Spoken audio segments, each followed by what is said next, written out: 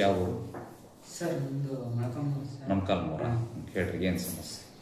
Sir ಏನಿಲ್ಲ sir, ಊಟ ಮಾಡಿದ್ರೆ ಜೀರ್ಣ ಆಗ್ತಾ ಇಲ್ಲ, ಒಂಥರ ವಾಮಿಟ್ ಆಗುತ್ತೆ ಸರ್. ಅದು ಒಂಥರ ಲೋಳೆ ಥರ ಹುಳಿ ಇರುತ್ತಾ? ಹುಳಿ ಇರುತ್ತೆ, ಲೋಳೆ ಥರ ವಾಮಿಟ್ ಆಗುತ್ತೆ. ಹೌದು. ಮತ್ತೆ ಮೋಷನ್ ಒಂಥರ ಮಲಬೇದಿ ಥರ. ಎಷ್ಟು ವರ್ಷಗಳಿಂದ ಪ್ರಾಬ್ಲಮ್? ಸರ್ ಇದು 2023 ಸ್ಟಾರ್ಟ್ ಆಗಿದೆ ಸರ್. ನಾನ್ ವೆಜ್ ಉಪಯೋಗಿಸ್ತೀರಾ?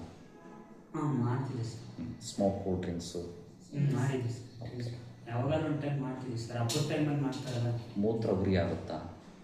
ಇಲ್ಲ ಸರ್. ಅದು ಕಣ್ಣುರಿ, ಅಂಗೈ ಉರಿ, ಅಂಗಾಲುರಿ? ಇಲ್ಲ ಸರ್, ಏನಿಲ್ಲ.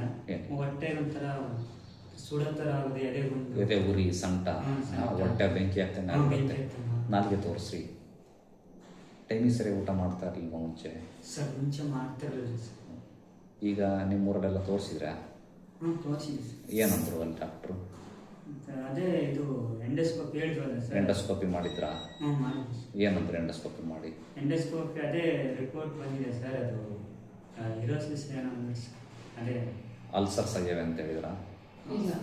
ಅಲ್ಸರ್ ಅಲ್ಲ, ಆಂಟ್ರಲ್ ಗ್ಯಾಸ್ಟ್ರೈಟಿಸ್. ಆಯಿತು, ನಿಮಗೆ ಅದಕ್ಕೆಲ್ಲ ಮೆಡಿಸಿನ್ಸ್ ಕೊಟ್ಟರು, ಪ್ರಯೋಜನ, ಪ್ಯಾಂಟಪ್ರಜಲ್ ಅವೆಲ್ಲ ಕೊಟ್ಟರು, ಆಯಿತು. ಅದಕ್ಕೆ ಪ್ರಯೋಜನ ಆಯ್ತಾ?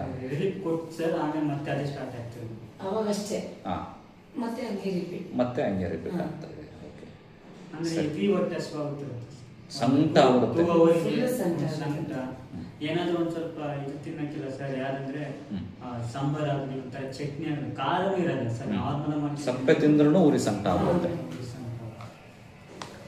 ಇದು ಆ್ಯಸಿಡ್ ಉತ್ಪತ್ತಿ ಜಾಸ್ತಿ ಆಗ್ತೈತೆ ನಮ್ಮ ಹೊಟ್ಟೆನಲ್ಲಿ. ಆ ಆ್ಯಸಿಡ್ ಉತ್ಪತ್ತಿಯನ್ನು ಕಮ್ಮಿ ಮಾಡಲಿಕ್ಕೆ ಅಂತ ನಮ್ಮಲ್ಲಿ ಕೆಲವು ಮೆಡಿಸಿನ್ಸ್ನ ತಯಾರು ಮಾಡಿ ಕೊಡಬೇಕಾಗ್ತದೆ, ರೆಡಿಮೇಡ್ ಇರಲ್ಲ. ಕೆಲವು ತಿಂಗಳುಗಳ ಕಟ್ಟಲೆ ನೀವು ತಗೋಬೇಕಾಗ್ತದೆ ಅದನ್ನು. ಅದ್ರ ಜೊತೆಗೆ ಕೆಲವು ಆಹಾರ ಪಥ್ಯಗಳನ್ನ ಹೇಳ್ತೇವೆ. ನಾನ್ ವೆಜ್ ಎಲ್ಲ ತಗೋಬಾರ್ದು. ಸ್ಮೋಕ್ ಡ್ರಿಂಕ್ಸ್ ಅಭ್ಯಾಸ ಇತ್ತಾ? ಸರ್ ಮುಂಚೆ ಇತ್ತು ಸರ್. ಇದಾದಿಂದ 5 ವರ್ಷ ಆಯ್ತು ಬಿಟ್ಟು. 2023 ಸ್ಟಾರ್ಟ್ ಆಯ್ತಲ್ಲ ಸರ್ ಈ ಥರ. 2024 ಅಲ್ಲಿ ನಾನು ಆರಾಮಾದೆ ಸರ್, ಸ್ವಲ್ಪ ರಿಲೀಫ್ ಕೊಡ್ತಾ. ಆಮೇಲೆ ಅವಾಗ ಬಿಟ್ಟೇನೆ ಸರ್. ಮತ್ತೆ ನಾನು ಎಣ್ಣೆನೆ ಡ್ರಿಂಕ್ಸ್ ಮುಟ್ಟಿದ್ದೆ. ಆಲೂಗಡ್ಡೆ, ಬದನೆಕಾಯಿ, ಹಸಿಮೆಣಸಿನ್ಕಾಯಿ, ಕಾಫಿ, ಟೀ, ಮೊಟ್ಟೆ, ಮಾಂಸ, ಹಾಲು ತಗೋಬಾರ್ದು. ಟೈಮಿಗೆ ಸರಿ ಊಟ. ಹೋಟ್ಲಾಗ ಊಟ ಮಾಡೋಂಗಿಲ್ಲ, ಮನೆಯಲ್ಲೇ ಟೈಮಿಗೆ ಸರಿ ಊಟ ಮಾಡಬೇಕು. ಖಾರ ಕಮ್ಮಿ ತಿನ್ನಬೇಕು, ಆಯಿತಾ? ಹಣ್ಣುಗಳಲ್ಲಿ ಪಪ್ಪಾಯ, ಪೈನಾಪಲ್ಲು, ಆಮೇಲೆ ಹುಳಿ ಇರೋ ಹಣ್ಣುಗಳನ್ನ ತಿನ್ನಬಾರ್ದು. ಓಕೆ, ಇಷ್ಟೇ ಪಥ್ಯ. ಇನ್ನು ಬೇರೆ ಎಲ್ಲ ಮನೆಯಾಗ ಅಡುಗೆ ಮಾಡಿದ್ನೆಲ್ಲ ಮಾಡಿರಿ. ಆಮೇಲೆ ನಾನು ಹೇಳ್ದಂಗೆ ಕರೆಕ್ಟಾಗಿ ಮೆಡಿಸಿನ್ಸ್ ತಗೊಳ್ರಿ. 100ರಲ್ಲಿ 95 ಜನರಿಗಂತೂ ಆರಾಮಾಗಿದೆ. ನಾವು ಕೊಡೋ ಅಂಥ ಮೆಡಿಸಿನ್ಸಲ್ಲಿ ಯಾವುದೇ ರೀತಿ ಸೈಡ್ ಎಫೆಕ್ಟ್ಸ್ ಇರಲ್ಲ. ಪ್ಯೂರ್ಲಿ ಆಯುರ್ವೇದಿಕ್, ಎಲ್ಲ ಗಿಡಮೂಲಿಕೆಗಳಿಂದ ಮಾಡಿರೋ ಅಂಥದ್ದು. ನಿಮಗೆ ಕೊಡೋ ಅಂಥ ಔಷಧಿಗಳನ್ನೆಲ್ಲ ನಾವು ತಿಂದು ತೋರಿಸ್ತೇವೆ. ಅಷ್ಟು ಸೇಫ್ ಮೆಡಿಸಿನ್ಸ್ ಇರುತ್ತೆ.